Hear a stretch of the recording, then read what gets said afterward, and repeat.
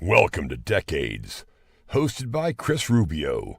Decades is a show made up of 5 generations of people brought together to discuss topics you wouldn't normally talk about with others. The goal of the show is to learn by having some good, possibly heated discussions, without losing the simple fact that it's okay to talk to different people with different opinions other than your own. Well, welcome everybody to Decades Live The Mission, episode 7. I'm Sub 60 Ed, your host for the evening. I'm here with Alex on tech from the great democracy of California. We've got Nick Humble out from Harper's Ferry. And we have a new panelist tonight, my friend and neighbor, my one friend that I have in South Riding, actually, Alan Cole. And Alan is joining us tonight. I want to thank everybody for joining us on Facebook, YouTube, LinkedIn, and all the other social medias. And eventually we'll be up on Instagram. Oh, somebody's saying, where's Rubio?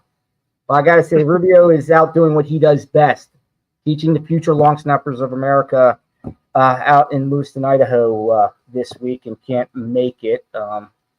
If your son is aspiring to be a long snapper, or even make it, or wants a position that can get him a college scholarship, look at long snapping and check out Rubio Long Snapping, best in the country, best in the world. There's no one better.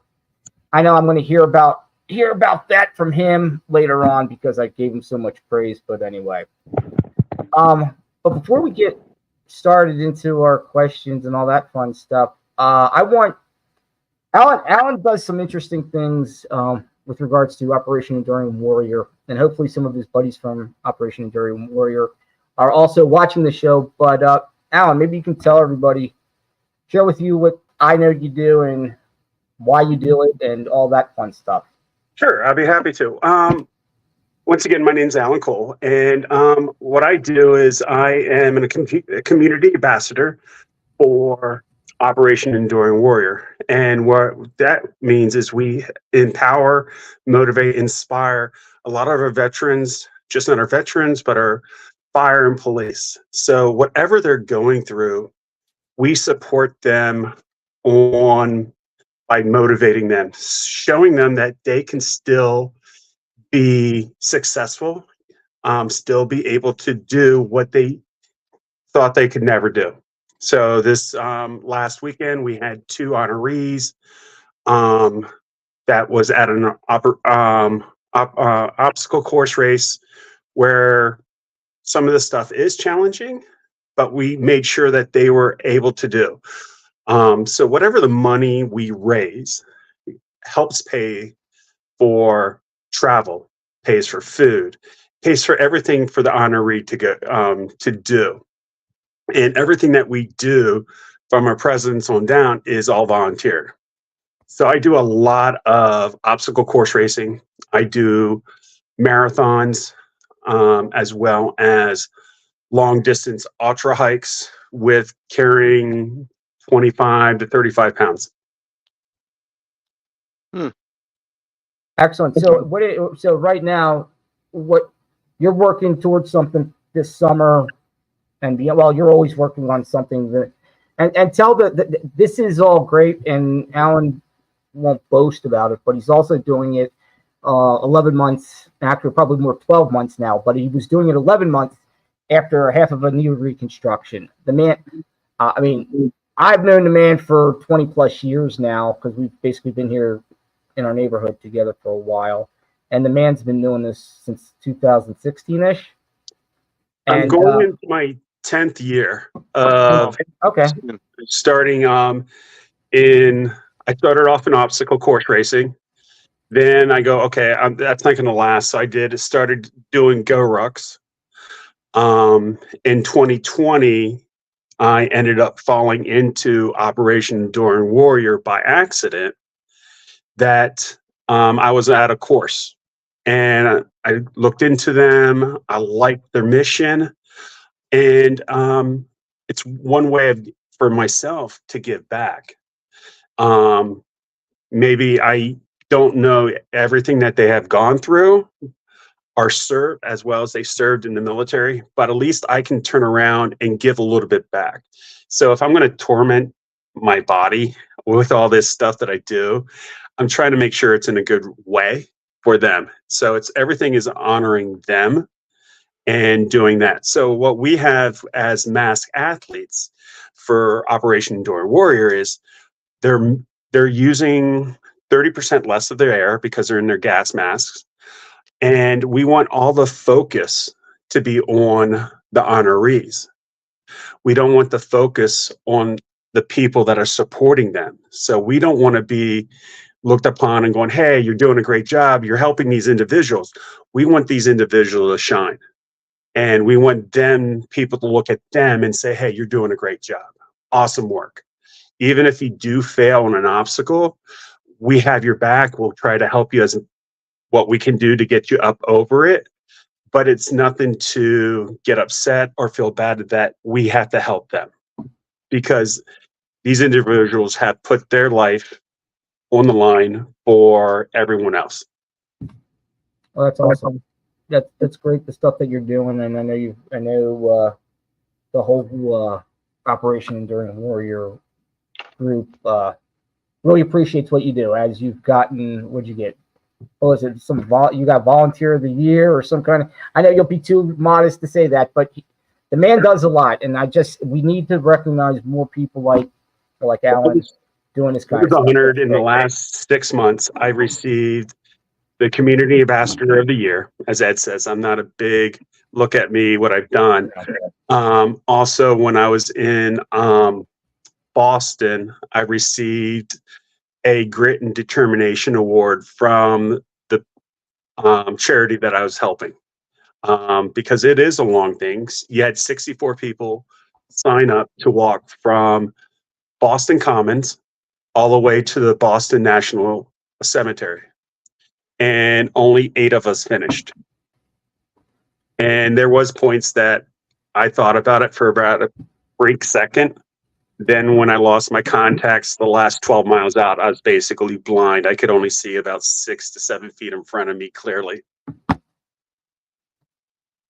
Well, that was incredible. Good story. That was really good stuff. Anyway, so if you're interested in donating to Alan's causes or Operation Enduring Warrior, please reach out to me, and I can get you in touch with Alan. And if you're as crazy as this sounds, if you reach out to Operation Enduring Warrior and you say, I want to talk to Alan Cole, I'm sure all the big wigs over there know who he is. Anyway, well, Alan just happened to see a post that I made and said I was looking for some more people, and he said, I'll be on. So that's why he's on. This was not a bring Alan on to plug. So he gets to deal with all the fun that we are. As you can see, we're short-staffed tonight, no pun intended. I'm going to be Rubio and Sub 60 Ed together. So I'm going to be obnoxious to myself like he is. Or you could take that place, Nick. You could be you're nicer than he is. Anyway, all right, guys. As I was telling, before you came on, Alan, I was talking to Nick and Alex. I said, okay, I was headed to the gym. I've got a 3-month subscription to XM Radio or whatever, Sirius now, and I'm listening to Hair Nation, and Dokken in My Dreams comes on, and I jam it up real loud. And as you said, oh, I don't like a hairband. You don't have no hair. Anyway. My question to you, okay, we're all from the 80s. What's your favorite hair band? Were you a metalhead back? And I'm talking hair. I'm not talking. We're all 50s, so we all grew up in the 80s. Well, you're kind of, Nick. You're 40s. I'm a little shorter. Your mic's a little low, man. Age. Like when I started listening to music, Metallica was who was like I remember my freshman year in high school, and that was what we all listened to that album that came out. Like they came out obviously way earlier than that, but that is what changed their entire career. Yeah. It's funny that you brought up Metallica first. That's who I was listening to today on. I have multiple playlists, but Alex, growing up in share with us, what was the music like growing up in the Soviet Union? Well, until like 1985, 86, rock music was pretty much like underground. It was basically like more or less prohibited, okay? And those rock bands that we had back in the day that became popular in the late 80s and the early 90s, they would do like illegal tapings like at somebody's house using some illegal equipment and whatnot, and basically release those tapes illegally, and tapes would get copied from one person to the next and then get spread like illegally throughout the country, and everybody would know who those bands were. And also some people would smuggle illegally like some albums like Beatles and Rolling Stones and Aerosmith and Metallica and The Doors and the rest of it, okay? And then in late 80s, that whole thing became, like pretty much loud, okay? So I listened to Metallica and Creator and all kind of other stuff, like Kiss, of course, AC/DC, and the rest of it, except Judas Priest, Metal Priest, and all of that metal stuff that was available at the time. Okay, so it became more available, and those bands eventually came to play on Red Square. So later in the day, Right. Scorpions, yes. and Paul McCartney and Metallica did a few of those. Hold on. You're talking too fast. You're talking too fast, bro. You got to slow down. Right. I got to be Rubio too. Cool. No, I okay, understand. Remember, I'm playing both roles tonight. Sure. Go ahead. No, did you say Paul McCartney in there? Yes, he was playing on like Red Square, like in early 2000s, and Putin wanted it. We were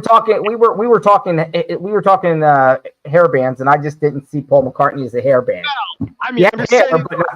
Yeah, I'm talking about like foreign music, Western music, which was kind of prohibited back in Soviet days. And then when Gorbachev took power in '85, the whole thing basically became available and not as hated as it was prior to that, So those metal bands, both Western bands and local rock bands, became like popular, and they would do tours, and they would fill the whole stadium, in various cities, and make a lot of money and plenty of people happy.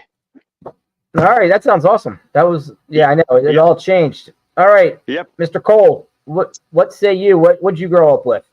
Oh, I definitely grew up with AC/DC, Meatloaf. I did like an underrated band was Cinderella. Oh yes. Yeah. I think you had Metallica, but you had Motley Crue that kind of outstayed them. But definitely was a metalhead growing up.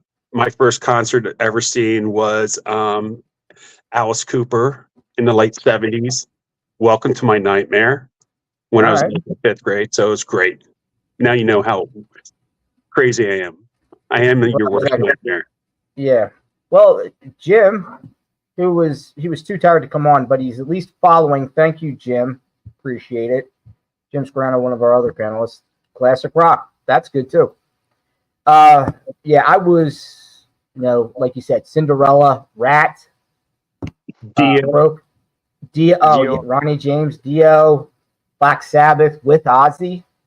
Mm-hmm. Let's say Alice Cooper's always good. Who else was it? Crocus, Dokken, the Scorpions. I think you said, Alex. Yes. Those were all good ones there. No, that's a good stuff. And still listen to them today, even with the short hair. I was in a bar in Hawaii in probably 1999, and it was a rundown bar off of Nimitz Highway called Gussie L'Amour's, and it was known as like a majority Filipino bar.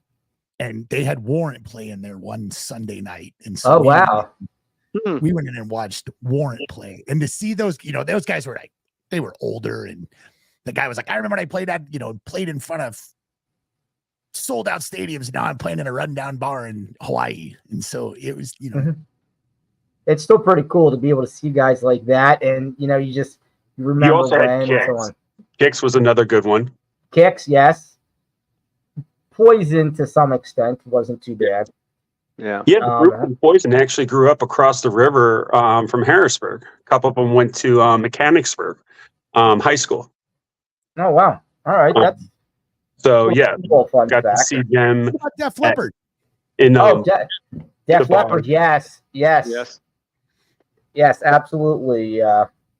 Photograph. I just actually on Hair Nation, free plug for Sirius. Okay, just remember that, guys. You can send the checks to Virginia. Anyway, no, her Photograph for the first time in a long time. Getting back to that whole conversation about the stations, what I liked about Hair Nation the most is it was playing old metal, like the stuff it was like stuff we grew up with.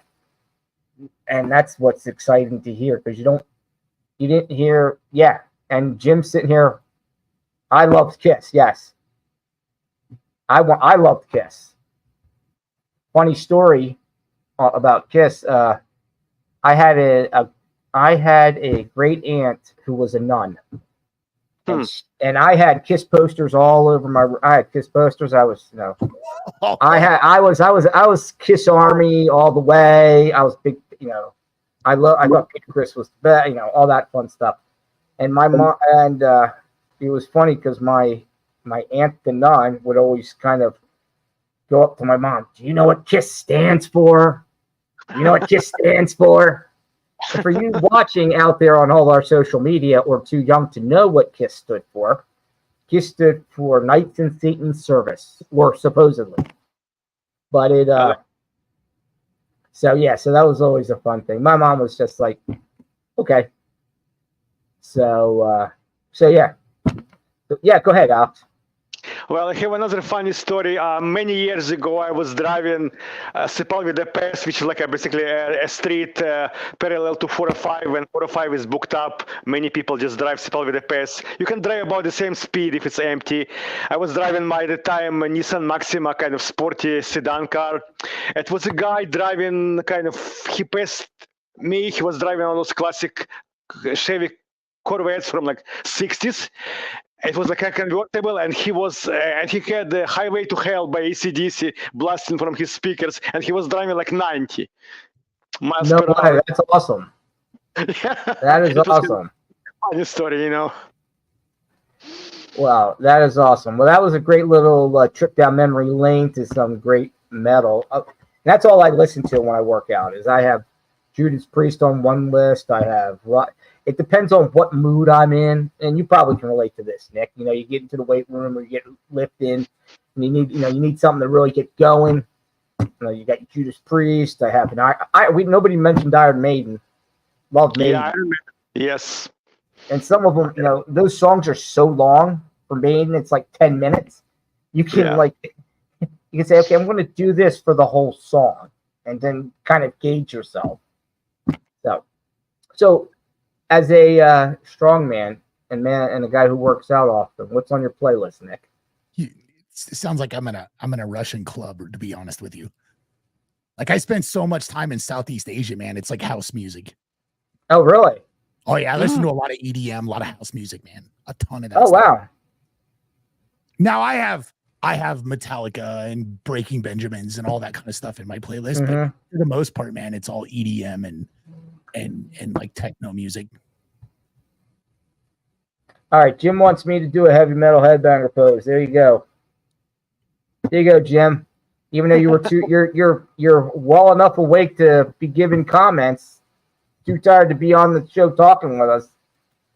Anyway, all right, we're gonna see what's up with Alan and his device not connected. We're gonna take a quick break, and then we're gonna come back and we'll touch on another subject. But this was cool. This was a real good one, guys. All right, where are we going with this? Happy Men's Mental Health Awareness. It's not worth it. A little over a year ago exactly, in this location, in my car, those are the words I thought about. I didn't think tomorrow was worth it. 1.6 million men attempt suicide every year, and we will never know the amount of men that have thought about it. It's okay to not be okay and still be a man. I sat in my car a little over a year ago for hours contemplating whether or not I should make it to tomorrow.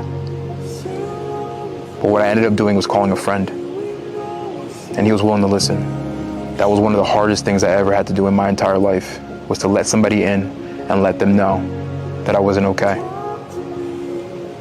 But I was still a man. So I shared this story to let you know. I know it might be hard, and I know it might be difficult, but give somebody a chance to listen to your story, because you'd be surprised as to who's willing to listen. Because if you open yourself up to the world will open itself up to you. So take a chance and be kind to yourself if the only thing you did today was survive. You're not alone. I'm here with you. I've fought those battles too. Keep going, and you will be grateful for it. Well, thank you for all of you guys who are still watching on all the different social platforms. If you're new to the show and to who we are, we're here, guys being guys, but also understanding that there's a serious issue out there. Men taking their own lives at their own hand, and it's something that needs to be talked about. This gentleman the thing that we just played, it's something I found on Instagram. Don't know him. It just moved me to the point of, the dude was strong enough to get on there, and that's what we have to do is, be strong and talk about things. And, he said it the best. So anyway. All right. Well, Alan is having technical difficulties. As you can see that he's not here with us any longer. He is working on that, but our next topic, let's talk about, where do you see yourself, or where do you want to be 10 years from now? So 2034. There's three of us here. You guys can flip a coin to decide who goes first or whatever. Whoever wants to talk and have it. Go ahead. Oh, go ahead, Alex. He's deferring to you. Okay, so in 10 years from now, I'm hoping to stay healthy, at least as healthy as I am now, and I'm hoping to work less and making more money. All right. Okay. I like that. I like that idea. Work less, make more money.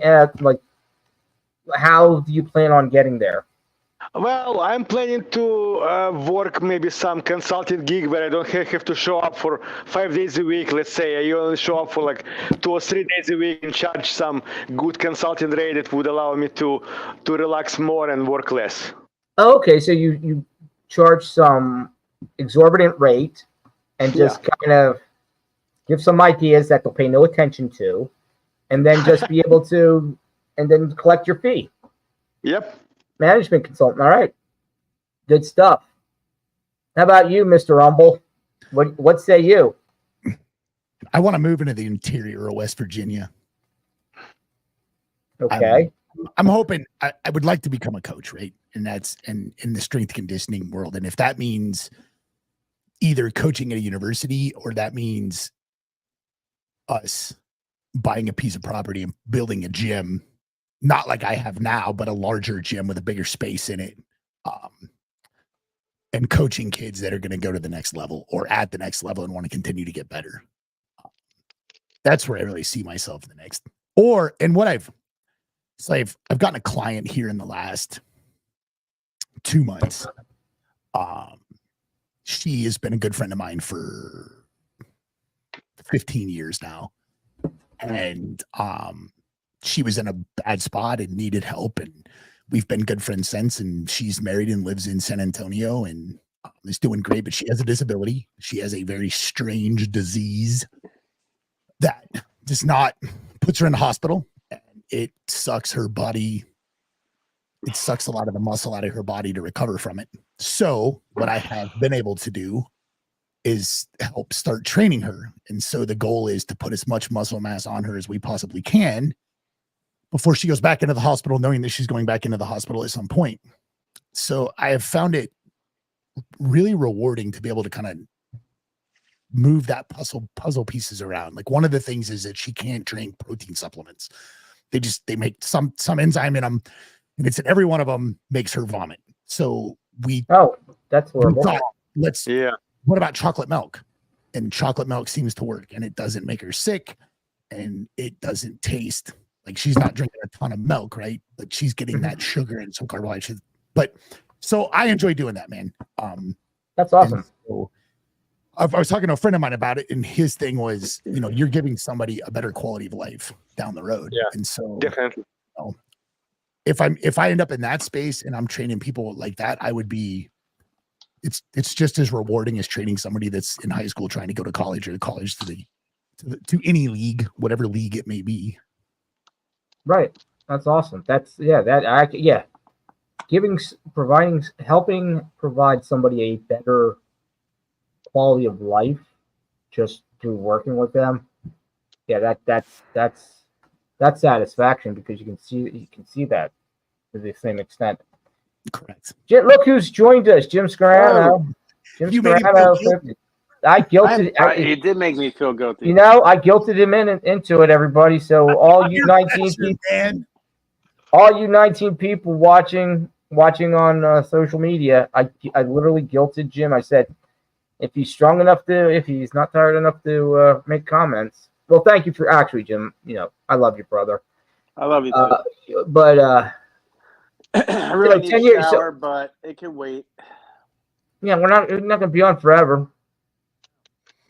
What more do you got to do? I mean, you got to be out back at the course. No, I'm with Lovey and with the Howells, with Thurston Howell the third, Vanda Clamps or whatever. Yeah, the Vanda Clamps. Hey Jim, is it as hot there as it is here? It's hot. It was like 100 degrees. Yeah, it was freaking hot here. We didn't get to 100, so we're we've been in a pattern of really hot, humid weather because, Nick, I mean, it's just all predicated on where that wind's blowing from, and I think it's been blowing out of the south for feels like 2 weeks now. It's miserable, dude. Right. So, but you got to. Jim is closer to the ocean though, so it's maybe thing.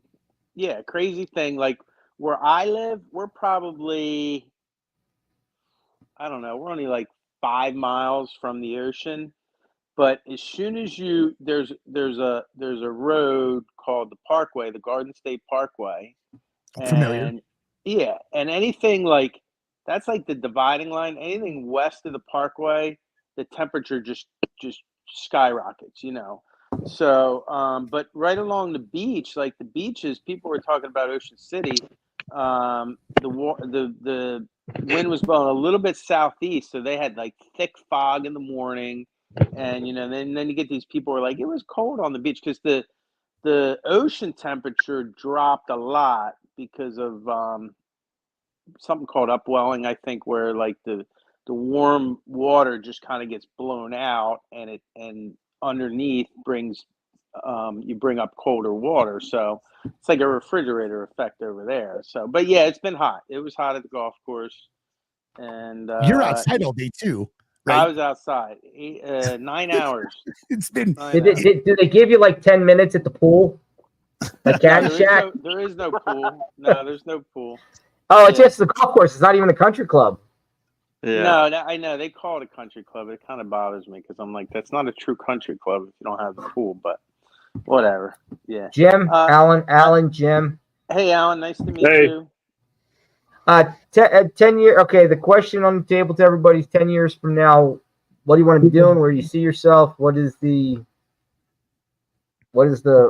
fun? I'm sorry, I didn't hear the question. 10 years from now, either Jim or Alan, where do you want to be 10 years from now? Hopefully I'm retired from Loudoun County Public School System and able to do working with Operation Enduring Warrior on a full-time basis. There you go. You're in public education, Alan? I am actually a special education teacher. Oh, very cool. There we go. Jim, what do you do? I'm a school counselor in a middle school, and I have exactly 2 years left before I can retire. I don't see myself staying any longer than that, because I can, as when I talk to people, and when people ask them, oh, congratulations, you're retired. What are you going to do? And they're like, whatever the F I want to do. You know what I mean? So I don't know. I think I had this idea of guiding people on fishing trips in kayaks, because I like to share that passion that I have, and I think I know a little bit about it. I'd have to do a little bit more research on like LLCs and whether I need liability insurance and all that, but I'll probably continue to work at the golf course. And like Nick, I do enjoy helping people. So I'd like to continue to help people in some manner. I don't know exactly what that'll look like, or if it will entail an actual job or just maybe a little bit more volunteer type work. And 10 years, my daughter will be 31 and my son will be 28. So, maybe I'll be holding a little grandchild, God willing. We'll see. Or maybe they'll be moved out by then. Yeah. Oh, God, I hope so. Maybe. I hope so. Well, those are some great aspirations. And I think I am like what Alex was saying, like 10 years from now, 10 years from now, hopefully I'm thinking about retirement, because I've been thinking about it, and the other day actually I was like, oh man, I wish I could just retire and then just be done, just so I can do whatever I want. But I think I can't. I think like all five of us on here, I don't think any of us can fully retire. We'll all be working, doing something not that we don't enjoy our jobs, but something that we like to do more, or something that's more beneficial and more rewarding, like doing this full time. And like Alex said, Alex, maybe you and I build a business and do consulting, and then I can help. Jim, you were looking for somebody to knows about LLCs. I know about that, so I can work with you, so we can start this whole, and then I can help Nick build his business if he's not a strength and conditioning coach at West Virginia University. So there you go. So we got it all figured out already. Look at that, guys. In 5 minutes, right? We don't even need Rubio. What's Yeah, that? exactly. Exactly, yeah. Now, just remember, Rubio, that was not me who said it. That was Jim Sgrano. I didn't take that shot, my friend. Anyway, I know. Hey, all I know is I see the number of viewers going up, and it's just the five of us. So I'm not saying anything, just stating facts. Stating facts, But we are going to take a quick break and listen to one of our friends, and then we will come back with another fun topic. So everybody stay tuned, keep watching. You cannot count Babe Ruth's pitching stats. Dead ball era stats do not count. Bart Starr could have played in any era of football.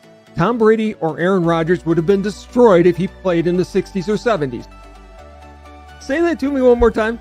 I am saying that with 3 months training, I could face a former 45-year-old plus major league pitcher like Kerry Wood. Kerry Wood would be a perfect example in this situation. That with 3 months training, 8 hours a day, nothing but practicing hitting, if I am given 100 straight fastballs, I could get one hit.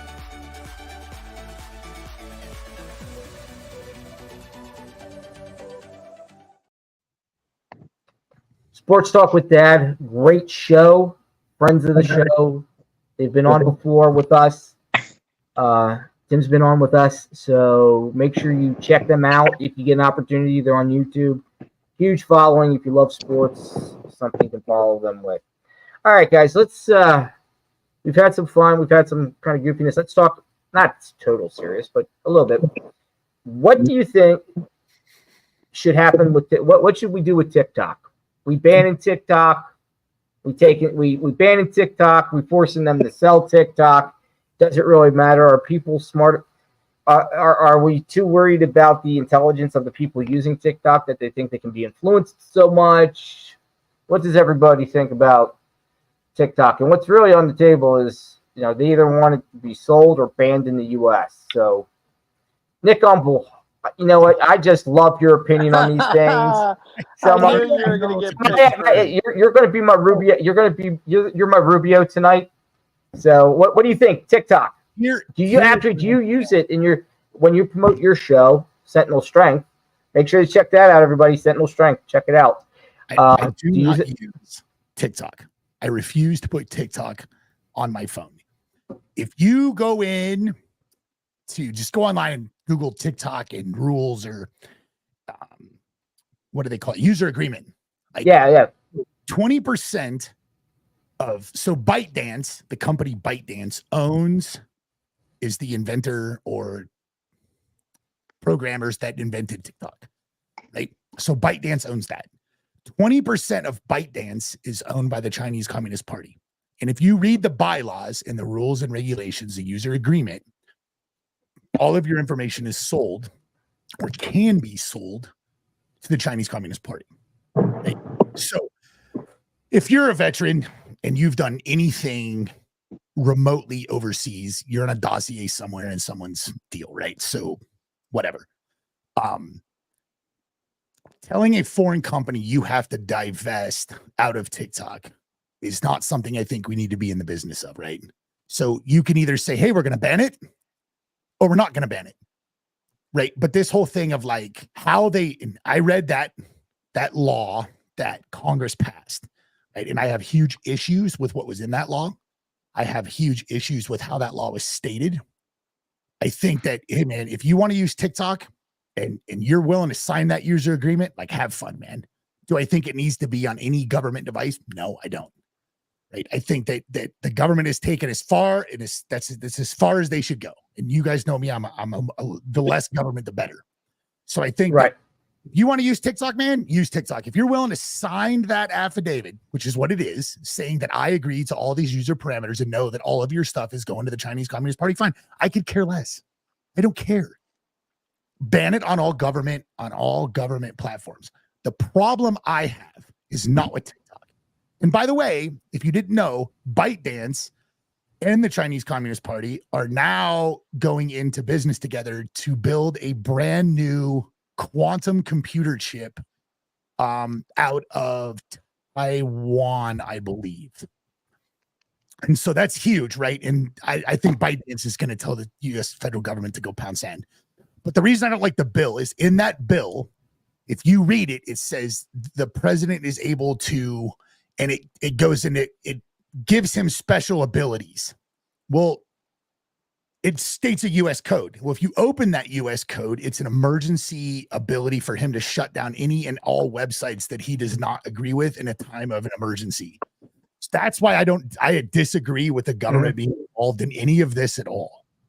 I do not want the government involved. I want less government, but that bill allows the president to shut down websites in the event of an emergency that they do not agree with. And if you got to read the bill, I sent the bill out to numerous people. One of those people was Rubio, and we talked about it extensively over the phone. And I had guys that disagreed with me. They're like, no, all it says is banning TikTok. And yes, the bill totally says ban TikTok. But if you read the first 3 paragraphs of that bill, it gives the president the power stated in these already used codes, which allows him now to shut down things that he doesn't like. And I think that is beyond anything that should happen. I think the government should totally stay out of this. And if you as a human being want to go on your smartphone and download TikTok and make videos, like, by all means, man, have fun. It states in the user agreement, like, user stuff is going to be, it's right there. It's not hard.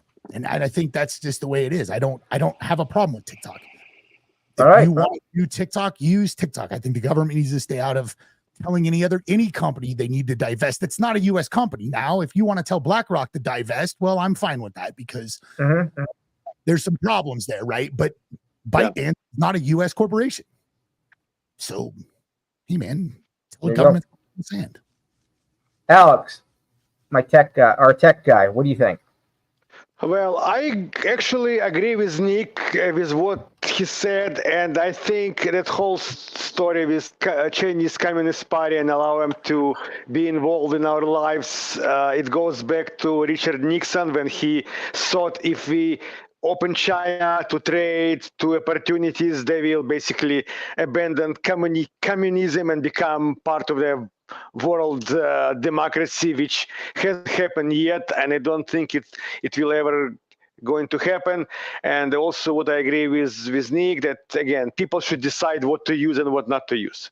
And I haven't read the bill yet, but if bill says that the president has rights to basically, shut down any website or anybody who he doesn't agree with, it kind of goes back to COVID restrictions, and what information we were allowed to consume and what we were prohibited from consuming. And I don't like that.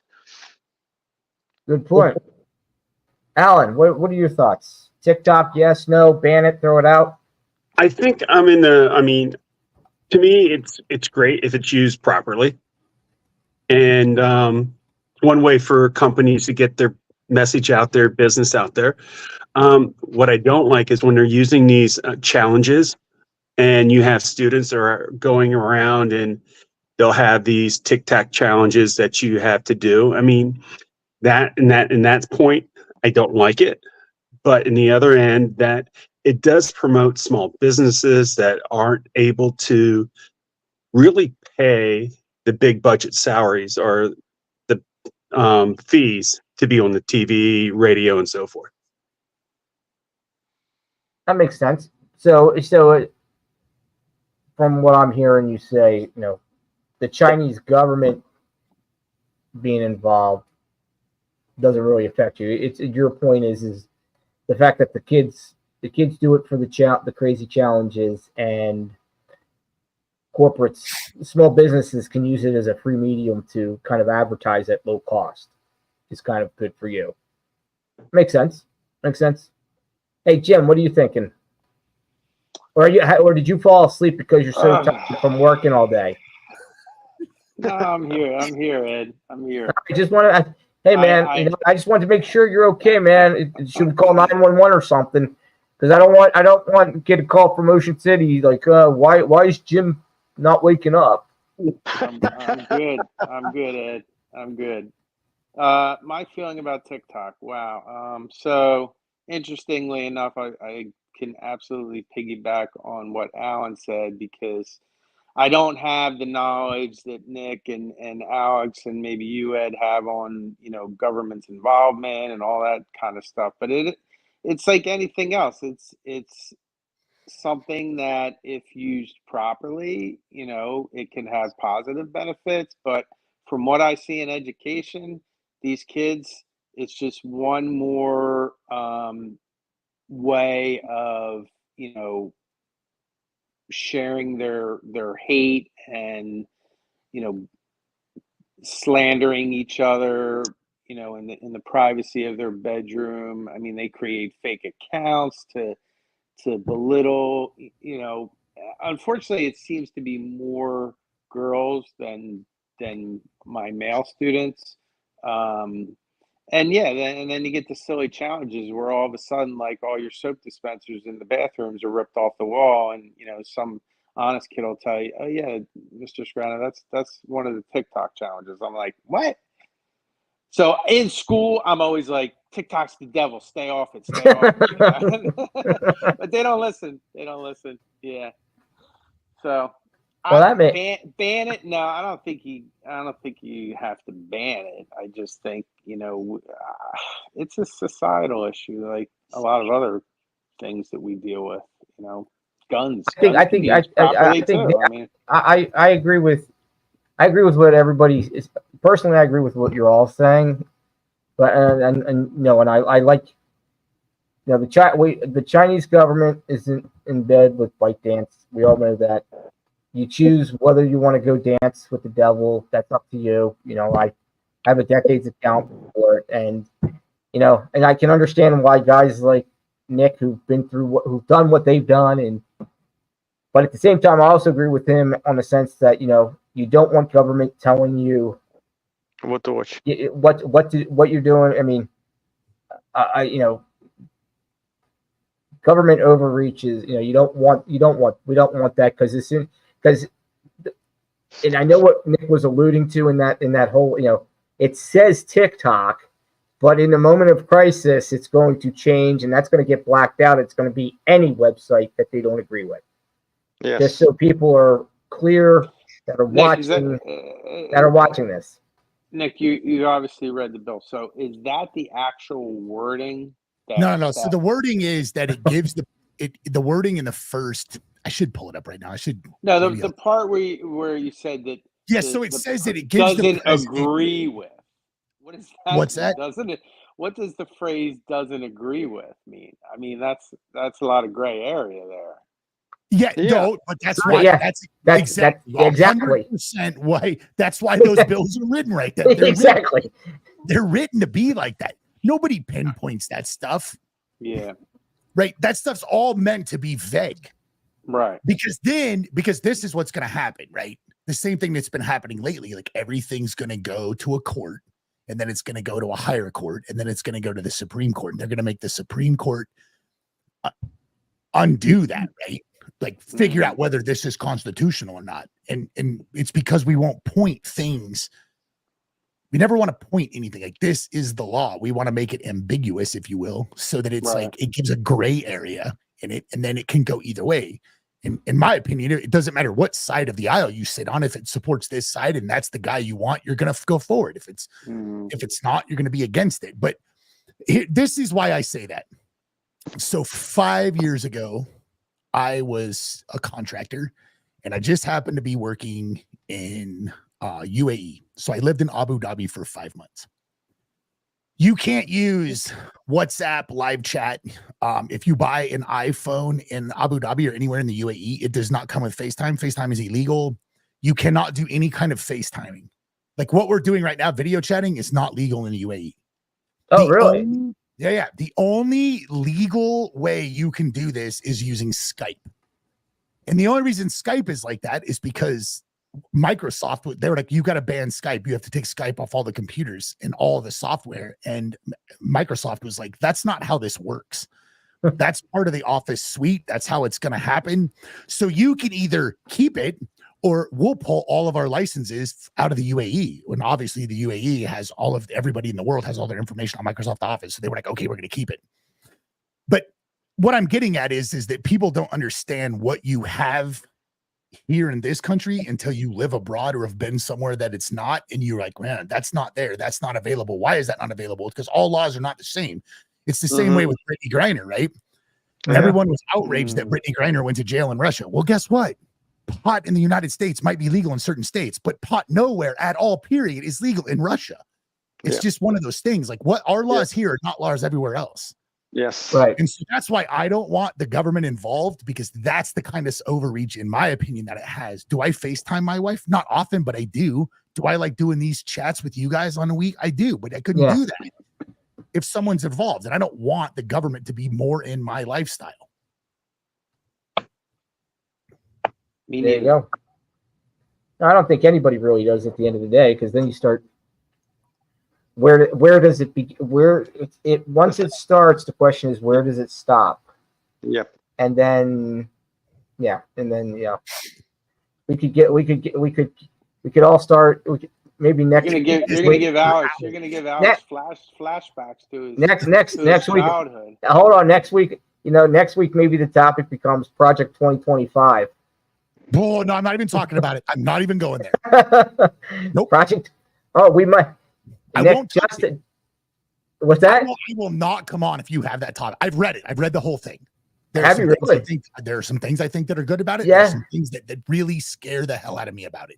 Yeah. Right. And what people don't understand is that was a whiz bang document that was stood up by the Heritage Foundation and has nothing to do with either presidential campaign or any political party. It was a standalone company that was like, we think this is a good idea. And the unfortunate part is there's some horrible ideas in it. Yeah, the unfortunate part is they see who's worked on it, and then that transferred over to the RNC's platform committee that are now have the ear of the president or one of the future one of the candidates, and then anyway, all right. I won't touch it. All right. I won't touch it on my podcast. I won't touch it here. I'm not touching Project 2025. Just out of curiosity, not to go down a rabbit hole. Why won't you touch it? Just because of what you said, or? Well, because no one looks at it objectively, right? Mm-hmm. I did a podcast that will come out on Thursday where I broke down all of the 5 recent Supreme Court outcomes. And the news flash on that is that it didn't change anything. Nothing changed. All the Supreme Court did, most of their rulings was say, listen, Congress needs to start doing their job, and we're not going to allow unelected officials to make laws and regulations and enforce things and put people in prison. Like, if you want a law, Congress needs to get off their butt and do it. And for 50 years, we've allowed Congress to just write ambiguous laws and then give the power to other agencies outside of that to do whatever they want, right? And I talk about that. Look at Idaho. Idaho's getting hosed right now. Mm-hmm. There are 500,000 acres in Idaho right now that have been water curtailed, that are growing potatoes, and I'm not being, trying to be funny with that. It's a lot of potato growth. Mm-hmm. But there's 500,000. That's 500,000 acres. They were like, you're using too much water. We've got to curtail your water. So your plants, you're not going to get the yield. Well, what's that going to do? And so I've watched numerous podcasts on this. One of the podcasts, every one of them has said that, yes, we used more water last year because there was a drought, but we had a great winter there. We've put more water back in it. We're not going to use that much this year. We're getting better at water management. Even people that have drilled their own wells are being told they can't use their own wells. But wait, there's more. About 40 miles away from where all these acreages have been put into water curtailment, there is a cobalt mine. If anyone knows about mining cobalt, it takes an absorbent amount of water to mine cobalt. And they haven't been able to mine cobalt more than 8 hours a day because of the amount of water they used. Well, I'll be damned. They curtailed 500 million acres of farmland, and now all of a sudden they just got cleared to work 24/7, 365. Wow. Kind of stuff when the Chevron doctrine got overturned, that is not going to fly. Those farmers are going to go to court and they're going to be like, well, you can't do this, right? You can't give water to someone because of something else that you put. So that's part of the reason they can't. It's hey man, you want to make a law, go make a law, but don't allow this unelected bureaucrat to enforce something that's not a law, right? And so I break all that stuff down. I did like a 40-minute podcast. All right, we'll have to check it out. Make sure you check out next podcast. It's See, there's something wrong with me because I don't even want to know that shit. It's like, it just makes me mad. Oh, it does me too, Jim. It So does. I stay away from it. I'm like, I don't even want to hear it. I am starting to get that way. I've been on this role for about 6 months now, and I'm over it. And I am really going to. You're going to start seeing a pivot in my podcast where I go away from talking anything political and I start having people on that have been through resiliency. I have a great person coming on. Her name is Sarah Fields. She's an independent reporter. She's trying to put Jasmine's bill through the Texas state legislature, and she does a lot for children, and she does a lot for mental health and stuff that she's dealt with and her daughter has dealt with. Mm-hmm. I just talked to a guy that was getting ready to probably join the military when he was young, lives in Huntington, West Virginia, or lives in Florida now. He was in a horrible accident. 7 surgeries later, he wrote a book about it, and he's not totally blind, but he's visually impaired. So he's going to come on and talk. And I want to start bringing people on my podcast that have stories of resiliency, because I'm over with this whole government deal, man. If you want to be like that, fine. I'll still look at it and research it, but I'm not gonna talk about it anymore. I'm over it. All right. And on that note, we'll take our final break and come back and have one last topic, and then wrap this fun little ditty up. And again, Jim, try to stay awake for us, buddy. We're almost there, man. We're almost there. Again, appreciate you joining us. And we'll be back in we'll be back in 62 seconds. This tip is on a DuckDuckGo chatbot that won't be trained on your data. DuckDuckGo wants to demonstrate that it's possible to host privacy-protecting AI chatbots. The company pulled this off by reaching deals with chatbot providers such as OpenAI and Anthropic to forbid them from training their AI models using the queries from DuckDuckGo users. To create another layer of protection, DuckDuckGo will also submit its own IP address rather than user's IP address with each chat inquiry made. In addition, DuckDuckGo does not save or store any chats, the company said. To respond with answers and ensure all systems are working the underlying model, providers may store chats temporarily. But there is no way for them to tie back to you personally, since all metadata is removed. This tech tip for a great show called Decades is brought to you by Alex on Tech. Thank you very much, Alex on Tech, for that great tech tip on DuckDuckGo. If you ever need any kind of tech advice, Alex is your man. Make sure you reach out to him. You can get him. You can reach out to the show. We can get you involved. I know Alex is always putting ones together. So, all right, we're gonna keep this next one lighthearted again. So we'll finish it out since I don't need Nick busting a artery or a vein in his forehead again. I said the bad word project. I won't say the number this time, but it's about a project. So, but anyway, all right, Alan. Growing up, let's see, how did I have it phrased? What sport or after school activity did you what kind of after school or sports activity did you participate in? What was your thing? I played soccer, I wrestled, track and field.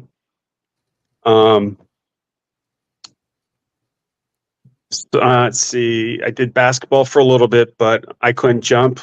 I was just there as a goon.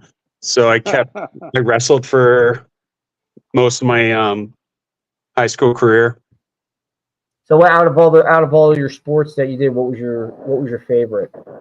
I think wrestling, because you have to be 3 to 4 moves ahead when you're looking at things. So I think as a special ed teacher, when some of my students do seem to might be having a meltdown or having a bad day, I can start to see that. So just like if I played baseball, I think the catcher is the most important person on the field, because they see everything, they hear everything, and they are giving everything from the coach. But wrestling to me was more calculating, because you had to strategize and see everything before it happens. Yeah, that's excellent. That's excellent. It's so true. It's so true about wrestling, because as it was said in the movie, wrestling's not a team sport. Wrestling is not a team sport. It's part of a team, but it's not a team sport. So when you're out on the mat, you're always there by yourself. Mr. Scarano, what were your activities growing up in Ocean City, New Jersey? I could tell you the sport I didn't participate in was wrestling, because I thought those guys were out of their mind. And, well, we were. So yeah, and that whole fact of like cutting weight and not eating and all, that was not in my vocabulary. But I was, as a young boy, I was obsessed, and I think we talked about similar on another show. I was obsessed with baseball and just wanted to play baseball like 24/7. But as I got a little older, because we played a lot of just pickup sports. Whatever the season was, that's what we were out playing. So I took to basketball. I could jump a little bit, but was never great. I was always one of the shorter kids, and played a little bit of soccer, but always gravitated back to baseball as my favorite. And I'm not even really 100% sure why. What did Yogi Berra say about 90%. What did he say, Nick? How much mental? And I forget the line that he says. It's kind of funny. Anybody watching the Yogi Berra line? Mental, The Yogi 10% physical. Yeah, because it doesn't equal. It was funny because it doesn't equal 100% when he said it. The math didn't come out to 100%, but I forget what it was. Yeah, but I liked, like Alan said, like it was calculated. I didn't catch because I wasn't tough enough to be the catcher, but you were always thinking, like if it's hit to me, where am I going to go? What situations, you're always playing through situations in your head. Yeah, baseball was my sport. Well, excellent. How about you, Alex? What were you in the Soviet Republic? What were you playing? Well, I was in my elementary school years and my middle school years, I was not good in sports. I was better like in math and science and studies. But then I realized that I have to toughen up, and I was doing 3 years of wrestling in middle school, which helped me to build some muscle and to, basically be better at sports. Outside of that, I was playing soccer. Pretty much we played, like in high school and middle school, and these guys that my neighbors, it was probably a 365 sport. We even played like in the winter time in the snow, because just for fun. And also during the winter, we would play ice hockey. Well, we didn't have like equipment and skates and protection, so we basically used sticks and tennis ball as our puck, because we didn't want to get injured, because we didn't have all the gear and all the face mask and all that stuff. So, as well in high school, I played some basketball. I was not really good at dribbling, but I was pretty good at throwing 3-pointers. So that's my story. There you go. That's a good story. That's playing the hockey game, even though you to do it, but not to do it with the puck in. That's how you just did. You did back in our days growing up. You figured out a way to play it, even if you didn't have the equipment. Yes. I think you go on any kid's street block back then. From mine to Jim's to Nick's to Alan's. We used to play tennis, baseball. We'd get a tennis racket and a tennis ball. Yeah. Anyway, Nick, what were your go-to things? So first for Jim, it was baseball is 90% mental. The other half is physical. There you go. That's it. Thank you. I swam and played soccer and football. Really, I swam. I hated soccer. I played baseball like 2 years. I couldn't stand it. But I swam from like 2nd through 8th grade, and then I moved. We didn't have a swim team at the school, and the closest one was 40 miles away, and my parents couldn't afford to take me to it every day. So I played football all 4 years. I ran track my last 2 years. I actually ran the 2 mile, the 3,200. And then I was in the FFA in school. And I did 4-H up to high school, and then I did FFA while I was in high school. All right. So you What's were FFA?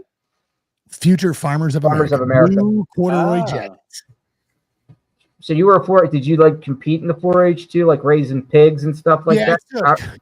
When I was younger, up through junior high, I used to take pigs. My dad was a big hog farmer, so I used to take pigs.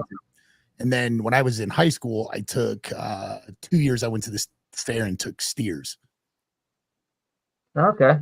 Did you compete with them? Like, yeah, I went to the fair and I got ribbons and then sold them, and I did that 2 years, and then I think I did that my like freshman and sophomore years, and my junior senior year. I worked so much as a kid. Like when summers came along, man, I was baling hay and walking beans and picking shattery cane out of corn. I mean, I grew up in Iowa, dude. So I was working at a gas station at night. So I was working. I put as many hours in. I probably put more hours in as a kid than I did my first 3 years in the Army.